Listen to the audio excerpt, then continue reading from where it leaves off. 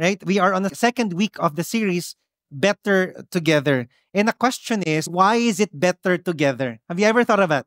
Why is it better together? For some people, gusto nila mag-isa lang sila, gusto nila mag-isa lang silang magbakasyon, or to face life alone. When you go through trials, you want to be alone. And you know what? Some people can do that. But why is it better together? I'd like to read with you in Ecclesiastes chapter 4, verse 9 to 10. And it says here, two are better than one because they have a good return for their labor. If either of them falls down, one can help them up. But pity, nakakaawa po, anyone who falls and has no one to help them. Now, the idea way back more than 3,000 years ago, two people walking together, traveling together on a desert, and then someone falls down, it is good that someone will pick that person up and get up, right? Nahulog na, gumulong-gulong siguro sa desierto kasi nasulat po ito sa Middle East po ito nasulat. And then, gumulong-gulong na tapos may tumulong sa kanya. That is a very good picture of someone who is together with the person. But if the person falls down by himself, nakakaawa po kasi wala pong tutulong sa kanya. Kung may kasama ka, may tutulong sa'yo. Yung pong ibig sabihin ni Solomon po dito. See, times of falling will happen in our lives. Ulitin ko times of falling will happen in our lives. There are many reasons why people fall, sometimes sin. But you know what? I want to focus on one thing, trials. Okay, there are so many things, there are so many reasons why people fall, but today I want to focus on trials, right? I'd like to focus on trials of our lives. How many of you here, you go through trials of your life? How many of you here are in trials right now? May challenge ka sa buhay ngayon.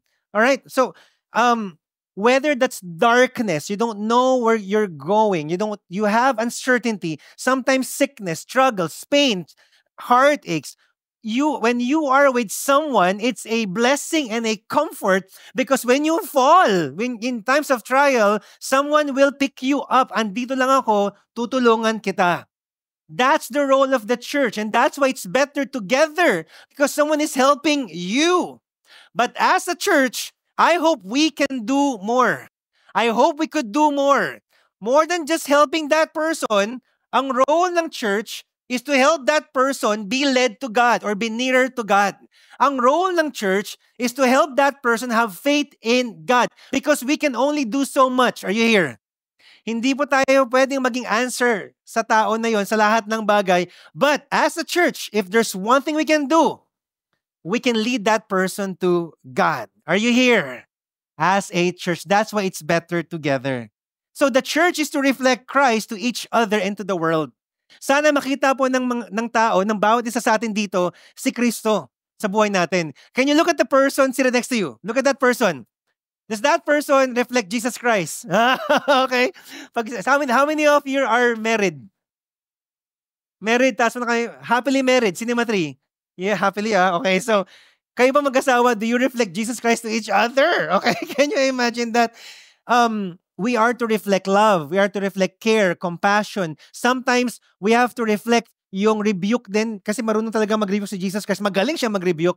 We have to do that. Hindi pwedeng puro okay lang yan. But we have to reflect Jesus Christ because we need one another so that we could lead people nearer to God. The question right now is this. If our role is to help people get nearer to God, especially in times of trials, do we make it hard for people to come to God? There are some of us here who are spiritually young, bago ka lang Christian. If we as a church, do we make it hard for them to get nearer to God? Some of you here, you're old na in Christ just like me. Tagal na po akong Kristiyano. But when we fall in life, when we have trials, do we make it hard for them to get nearer to God? Now, upon saying this, here's what I like to say din, no? When you go through trials in life, it's so easy to leave God or leave the church, especially when you are alone. And when that happens, whatever trials that come into your life, it's incumbent upon us. It's our responsibility to grow in our walk with Him. Because at the end of our lifetime or when Jesus returns, we cannot blame the church. Kasi po, si Danny, itong walang ginawa sa akin. Kasi si Mitch walang ginawa sa akin. Kasi si Nico walang ginawa sa akin. We cannot blame each other here. It's our personal walk with God. Are you here? But nonetheless, as a church, we have a responsibility to help one another here so that we could get nearer to God. Are you here? So do we make it hard or do we help one another? Let's all stand as we read the Word of God in Hebrews chapter 10. And you can open up your Bible, whether that's hardbound, whether that's a book, or whether that's an electronic thing, no gadget. Let's read the Word of God together. Can we do that? Hebrews chapter 10, verse 19 to 25, it says here, therefore, brothers, since we have confidence to enter the holy places by the blood of Jesus, by the new and living way that He opened for us through a curtain that is through His flesh, and since we have a great priest over the house of God, let us draw near with a true heart in full assurance of faith, with our hearts sprinkled clean from an evil conscience, and our bodies washed with pure water. Let us hold fast the confession of our hope without wavering, for He who promised is faithful. And let us consider how to stir up one another to love and good works, not neglecting to meet together, as is the habit of some, but encouraging one another, and all the more as you see the day drawing near. Let's pray. Father, thank you so much. This is your very word. We thank you for your word. Your word cleanses us, sanctifies us. Your word strengthens us. Today, Lord God, we submit our lives to your word. And through your word, Lord God, we will be transformed. Thank you so much for you are in this place. In Jesus' name I pray. Amen. Amen. Before you take your seat, tell that person, I'm here for you. All right, let's do this. Okay, you may now take your seats. Okay, MJ? Okay. We begin the text with the word therefore. Say therefore. Nagsimula po siya ng therefore. Ang ibig sabihin po ng therefore is a conclusion. Ibig sabihin, something came before that. And what was that? Ano pong pinag-uusapan po dito? Well, ang pinag-uusapan po dito is the superiority of Jesus Christ. Because during that time, the Christians wanted to leave Christianity because of trials, because of persecutions. Some of them are frustrated. Some of them were disappointed. Ano ba naman to, Lord? I gave my life to you. Ngayon, ang hirap-hirap ng buhay. So they wanted to leave Christianity. Most of them are dying because of their faith in Christ. So they're going back to their former religion, Judaism. The former religion talks about the religious system that Moses did, that Moses instituted. Buti pa dito, hindi ako nagkakaroon ng trial tsaka walang persecution. So balik na lang ako dito. Yung iba, nagkakasala na. Kasi you know what? The tendency of people who go through trials is that they sin.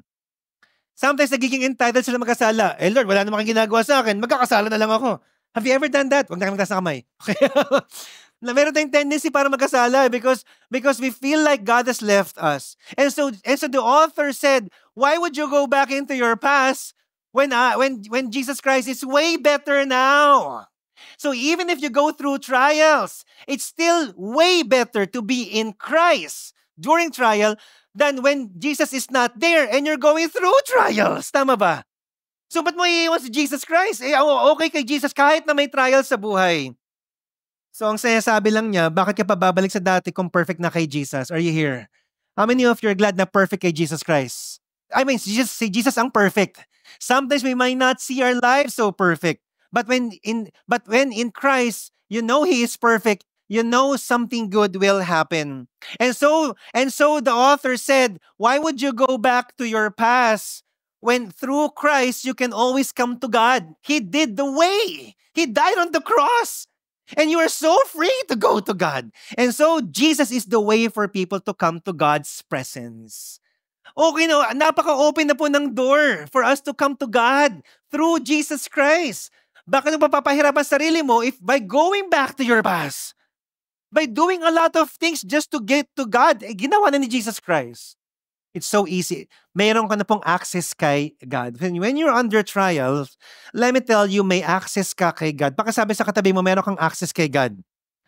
And if you have that access, here's what I want to admonish you today. In fact, my thesis statement, no one should be a hindrance for people to come to God.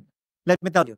Hindi po tayo pwedeng maging hindrance para yung tao na yan hindi maging near kay God. Again, you have a personal responsibility to draw near to God, to come to God, but at the end of the day, as a church, meron po tayong responsibility to help one another. And so, from chapter 1 to chapter 10, he admonished the church. Jesus is superior. Go back to him. And then after that, he shifted his discourse by saying, let us. Say, let us. Let us, because this is Jesus Christ, is way better. Therefore, let us. Bakit nagbago yung shifting? Parang kausap lang ng author, individual people going through trial, biglang binago niya, let us. What was he talking about? The church. He addressed the church, the collective church. And he was saying that the church should reflect this accessibility to God that Jesus did on the cross. That if Jesus made the way for people to come to God, dapat yung church din po tumulong para yung mga church members mapalapit kay God. Hindi po tayo dapat maging hindrance. Because sometimes there are attitudes or responses when trials come into our lives. The first one is this: draw near to God versus withdraw from God. Draw near to God versus withdraw from God. Verse 22, let us draw near with a true heart in full assurance of faith, with our hearts sprinkled clean from an evil conscience and our bodies washed with pure water. The author said, draw near. Say, draw near. Ibig sabihin po na lumapit ka kay God. Lumapit tayo sa Panginoon. The Greek form of that is present tense. Ibig sabihin, always drawing near. It should be a habit. Lagi po tayong lumapit kay God. It should be habitual, continual, and constant. Why? Because in verse 19, sabi po din ng author, since we have confidence to enter the holy places by the blood of Jesus Christ. Ibig sabihin po nun, Jesus made the way for you to have confidence to come to God. Dati po kasi ang hirap, makapunta kay God. Isang tao lang po ang pwede, high priest lang po. The rest of the people were just looking, kaya ba ng high priest to? Baka, kasi even the high priest could also die in the presence of God because of the sin. So yung mga high priest po, meron po silang lubid. Tsaka meron silang bell. Pag yung bell po, hindi po yung nag-ting-ting-ting ang tawag doon. Okay? Wala na pong tunog yan dahil pumasok sa most holy place, hihilahin na lang po na yung mga tao yan kasi patay na po yung pare. Are you here? So takot yung mga tao, walang confidence, lumapit kay God, yung mga tao before. But because of Jesus Christ, how many of you are glad of what Jesus Christ did for us? Because of Jesus Christ, now through Him, we can confidently come to God. So when you're under trial, you can have the confidence, God, I need your help. I need your help, Lord God. With full assurance of faith. Full assurance. Why? Kasi ginawa na ni God ang lahat para magkaroon ka ng bridge kay God. Ginawa na ni Jesus Christ yun. So may assurance ka na pag lumapit ka kay God, mapapakinggan po kayo. Pakasabi sa katabi mo, God listens to you. Mapapakinggan po tayo. And why? Then he said, with our hearts sprinkled clean from an evil conscience and our bodies washed with pure water. Because during that time, before you come to God, there is a Jewish purification rites. Kailangan, you have to be washed muna ng buong katawan mo, yung kamay mo, and then it's a symbolism that you are clean. Because of Jesus Christ, you are cleansed. Look at that person. Pakisabi sa kanya, binago ka na pala. Grabe. Yun po yung ibig sabihin nito. So therefore, because of what Jesus Christ did, you can draw near to God. You can come to God. And the idea here is drawing water from the well. Drawing water from the well. Because the well is a reliable well. You don't need to fear if you're allowed to go to the well. Pwede ba akong mag-draw ng water dyan? Am I qualified? And then, Jesus is telling you, yes, you're qualified to draw water. And when you draw the water, what does the water do to you? It refreshes you. So when you go through trial in life, you draw near to God and God refreshes you. How many of you need to be refreshed today by His presence? See, and then the author said, let us. Say, let us. Let us. Bakit? Kasi sama-sama po tayo magda-draw near kay God, hindi lang ikaw mag-isa. Of course, you draw near to God in your quiet time when you are praying. But the admonishment is this, we draw near to God together. Look at the person sitting next to you. Pakisabi sa kasama kita. Ibig sabihin, sama-sama tayo mag-draw near kay God. Hindi lang po tayo mag-isa dito. Because it's better together when we worship God together, when we pray together. Especially when you go through tough times. Especially pag meron kayong alitan sa family. Anong gagawin ko pag mag-isa ka lang dyan? Ang hirap. But when you know that someone is praying with you to God, you know you have confidence to go through life. And therefore, wag nating pahirapan yung isa't isa na lumapit kay God because of our attitude, because of our legalism, because of the so many ritual na kailangan natin gawin para lang makalapit kay God. Tayo mismo nagiging balakid. Church, we can't do that. We need to help that person draw near to God. Nahihirapan na nga siya sa buhay eh. Tulungan na nating lumapit siya kay God ulit. That's the role of the church. How does it look like every day? How many of your parents, raise your hands? As a parent, are we the one helping our kids draw closer to God, or because of us they're withdrawing from God? Because we don't listen. And again, this is also for me, Hindi po ako perfect. How many of you are married? Raise your hands. Happily married in life. Do you help one another draw near to God, or because of each other, you're withdrawing from the church? Bakit ako pupunta ng church? Tignan mo ugali mo.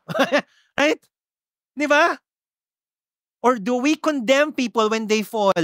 When they have trials? Alam mo, kaya ka nagkakaroon ng problema sa pera kasi hindi ka marunong sa pera. Hindi ka tuloy binibless ni God. Ikaw na nga may problema sa pera. Ikaw pa na-condemn? Are you here? Or do we listen to that person? I'm here for you. Let me help you draw near to God. Maybe wala kang perang maibibigay. Okay? But I can help you to have more faith in God by praying for you. So 2 things. For the person going through trials, don't withdraw when you can draw near to God. Wag po tayong mag-withdraw. It's your responsibility. It's our task to draw near to God because you know God can help you. But for the church, let's help people draw to God and not be the cause of people to withdraw from us. From us or from God. Are you here? Pakisabi nga sa katabi mo, magiging blessing ako sa'yo. Come on. Yes. Exactly. We have to be a blessing to one another. Grabe. Number 2, hold firmly versus let go. Hold firmly versus let go. Verse 23, let us hold fast the confession of our hope without wavering, for he who promised is faithful. He who promised is faithful. The meaning of hold fast means to hold firmly. Say, hold firmly. Kumapit po tayo. Mayroon pong true story, September 1987, a pilot named Henry Dempsey was a pilot 4,000 above the sky. He heard something in the back. Ano yun? Parang kalansing. Iniwan niya yung co-pilot niya, tapos pumunta siya sa back, and then nag-open yung door, na-suck out siya. Palabas ng plane. How many of you believe that's weird? Nakakatakot yun. Ikaw mawala, higupin ka ng hangin, di ba? So palabas ng plane. Nakakatakot. And so the co-pilot said, anong gagawin natin? So he landed his plane for 10 minutes. Akala niya patay na yung pilot, yung captain. And then he saw the pilot holding on to his dear life doon po sa landing gear. Can you imagine? For 10 minutes pababa po from 4,000 feet hanggang doon sa landing area. 10 minutes holding firmly. Why? Because his life depended on it. Are you here? It took a lot of people to pry his hand. Hindi pry. Painitin po para matanggal niyo po yung kamay kasi he was holding on dearly. Nakaka-trauma kaya yun, di ba? But he was holding on dearly. When the author said, hold fast or hold firmly, he was telling the church, let's hold fast to the promises of God. How many of you believe God has a promise for us? Come on. And that's the thing, that those are the words we have to hold on to. Sinabi ni God yun eh. The other meaning of hold fast is possession. Say possession. Kasi sa'yo na yun. Ano yun? Yung promises ni God. Ano ba yung mga promises ni God? How many of you believe that His presence is with you? And so if His presence is with you and you're going through trials, panghawakan mo yun. Kasi alam mo, hindi ka niya iiwan. How many of you believe na pag may utang ka, tapos alam mo, ang hirap na talaga ng buhay, God is your provider? Come on. And because God is your provider, panghawakan mo yon. How many of you believe that God is the best person for you? If you're single here, come on. Panghawakan mo yon, Nico.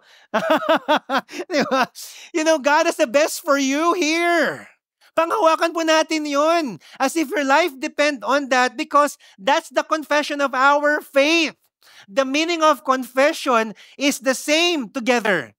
Common confession. Ito po yung pinangahawakan natin. Hindi lang po ikaw, Nico, hindi lang ikaw, MJ. Lahat po tayo pare-parehas, pinangahawakan po natin yun. Ibig sabihin, if you're slipping away, hindi ko na kaya talaga, may pagsubok ako sa buhay. At dahil yung church naniniwala din dito, kumapit ka rin sa isang church member, tulungan mo ako, and then magkapitan po tayong lahat. So that we could help one another hold firmly kay God. That's what it looks like. Are you here? And if you are alone, sino nakakapit? Of course, you can make kapit kay God, okay? But God said, let us. Because we need one another here. So you have to think of the church. Sino kayo pwede kong tawagan? Naghihirapan na po ako sa buhay. Are you here? Do not let go. Because the goal is that we keep trusting God kahit na mahirap po talaga ang buhay. And so, for the person who's going through trials, here's my admonishment for you. Hold firmly to the promises of God, for He is faithful. And for the church, help the person hold firmly to God. Help the person. Pakisabi nga sa katabi mo ulit, I will help you. Okay? Really, that's why we have victory groups here. We have small groups here. Because those are the avenues where we can pray for one another, where we can remind you of God's promise. And so if you're coming here alone, basta mag-isa lang ako, it's you and me, God against the world. It cannot work like that. Why did God create Eve for Adam? Because it's not good for man to be alone. It's the same thing for us, church. You can just come here. Tapos uwi ka na, ikaw pa yung unang uuwi dyan pagtapos na lahat dito. But we need one another here because we are here to reflect Christ for one another. Last attitude, which you could choose. Consider or neglect the church. Consider or neglect the church. Verse 24, let us consider how... teka muna, I really want to say this, so please listen because sometimes this could be our attitude. I mean, the other part, the neglect. Consider how to stir up one another to love and good works, not neglecting. Say neglecting. Neglecting to meet together as is the habit of some, but encouraging one another, and all the more as you see the day drawing near. How many of you here you've heard phone calls from an anonymous caller before offering you 1 million pesos? Di ba meron mga ganun sa Pilipinas? Grabe talaga, di ba? Ang galing nilang magsalita. Ang galing nila, parang totoong talaga sa bangko. So one time, someone was calling me, and sabi ko, sino na naman to? Sabi ko gano'n, hello, is this Mr. John Paul Herrera? Uy, ang ganda ng boses. Parang call center. Call center talaga, okay? Hindi center, center. Okay, so this is Maria. Again. So anong meron? Sabi ko sa kanya, good news, you are rewarded with 15,000 pesos from this bank, and all you just have to do is to give me the details. So if you hear 15,000 or 25,000, bang ding ding ding ding ding, parang wow, reward. So what should I do? All you have to do is to give me the details. Parang gano'n, di ba? Parang, when you hear something like that, dapat spider sense na po yun. Parang ding ding ding, parang malito Parang mali naman yata to. And so I had to consider that this was a scam. So I asked her the full name, and if the manager knows him, pabak, wala na. Binagsak niya na yung phone. You know that was a scam. Are you here? You don't just go through the moment and say, oh nga, may 15,000 pesos ako. In this day and age, we are taught to consider if that's a legit call. Say consider. When you say consider, it means to think through the moment, not just go through the moment. What's my point? My point is this. When you go through tough times in life, please consider the church. Consider the church. before you neglect meeting together, before you neglect one another, walang matutulong sa akin tong taong ito. Walang matutulong sa akin si Mitch. Walang makutulong sa akin si Dong. Bahala na siya sa buhay nila. Mag-isa lang ako dito sa buhay. You consider, because you don't know if that person could help you get nearer to God. If you don't know if that person, how much that person could help you, you step out in faith. And then, Lord, I need to call this person. Kailangan ko na talaga ng tulong. I'm falling. Are you here? Verse 25 says, not neglecting to meet together. Please don't neglect the church. We have a responsibility to get help. I know that the church is there to help one another, pero ikaw din. Kailangan ko pa rin ng church if you're going through a tough decision, relationally speaking, financially speaking, or maybe mentally speaking, psychologically speaking, spiritually speaking, you're slipping away from God because of sin. You make a call. I need help. Tulungan mo na ako. Pag-pray mo na ako. And sometimes you have to expose what's happening to your life so that we could understand you better. Are you here? Do not neglect, because when you slipped away, ikaw rin ang kawawa. And don't blame the church when you slipped away from God. It is our responsibility because God gave us the word. But for the church, ito ang gusto kong sabihin sa church, no? Let's be aware. Can you say the word be aware? Let's be aware of what's happening with each one of us then. And it's important that you are in a victory group because that's an avenue for you to know each other.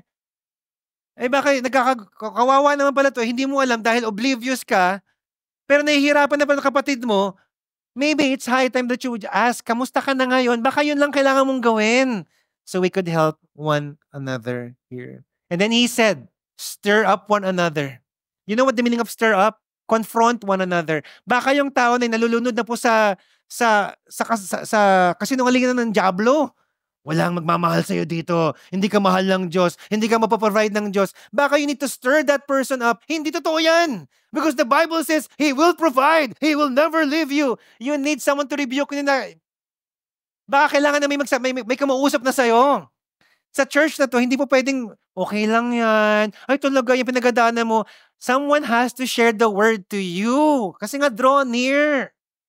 But on the other hand, hindi lang puro ganun po ang church. Encourage din po, sabi sa Bible. Ang ibig sabihin ng encourage, to support, to build up, to empathize. Maybe sometimes you just need to listen and be there. Kasi alam naman yung gagawin niya eh. Instead of just telling a lot, ba't ka ganyan? Ay, ito gagawin mo. I am just here for you. I'm listening. Let's pray. Are you here? So that we could build each other to love and good works. You know the meaning of love and good works here? Yung good works, of course, we need to do good works here on earth. But the meaning of good work here is that we could love each other more. Are you here? How many of you have received help from the church? Rather in prayer, in assistance? Can you raise your hands? And how many of you appreciate that church member? You began to love each other more. That's what it means. And then because of that, ikaw din nahahawa. Ako rin, magibigay ako ng tulong. Kahit may pagsubok ako. Proverbs says, he who refresh others will he himself be refreshed. And so, this is the admonishment for us, for the person who's going through trial, consider the church. Huwag ka kagad kaalis. Nasaktan ka lang, umalis ka na kagad. Consider na there are... Mamaya na, sige. Now, for the church, consider the person and not neglect their needs. And this is not a one-time event. Listen, verse 25, not neglecting to meet together. I love this word. As is the habit of some. Say habit. Ibig sabihin po, lagi dapat siyang nangyayari. So pag nagawa mo na, tapos na ako, nagawa ko na siya 1 year ago, it has to be habitual. Can you imagine if we start doing this together? I mean, how many of us are here? 600 people attending every week. And most of us are not just connected. But if we do this together with one another, everyone will be connected. And then the people outside will say, bakit ang ganda dyan sa church nyo? Nagmamahalan kayo. And then more people will be added to the church. That's what happened in the Acts chapter 2 church.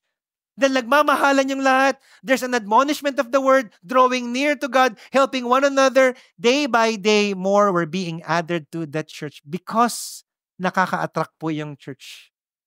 I understand some of you here were hurt by the church. Really. And I'm saddened by that. Maybe I've hurt some church members here. And I feel so sorry if you have gone through with those things, especially from pastors or church leaders. But I hope you give the church another chance. Consider the church. Do not neglect meeting together. And for the church here in Victory Santa Mesa, here's my admonishment for all of us. Let's be the visible representation of Christ. That because that person is Christ like, because we should be Christ like, we should embody love, compassion, care, honor, respect, rebuke as well, but also encouragement for one another. At the end of the day, number one, you can't make the church. You can't make the church. You can't have the church make you the center of the universe. Kailangan yung church pumunta sa akin. No. But at the end of the day din to, the church should help one another. Help that person make Jesus the center of that person's life. That's the calling of the church. Let's not be a barrier. Let's be a bridge so that that person, that each one of us could enjoy the presence of God. As I end, let me give you this one point. The church as Christ's body exists not to hinder people, but to help them experience God's presence, hope, and encouragement. That at the end of the day, my prayer for us here in Victory Santa Mesa, if we are to become better together in Christ, we will not be a hindrance so that that person could enjoy God's presence, so that that person can have hope in God, so that that person will have an encouragement from one another. Times of falling will come. How many of you are glad that in the times of falling, you know there will be someone who will help you get up to your knees, pray for you, and lead you back to Jesus Christ? May we be a church that supports one another, help one another, care for one another.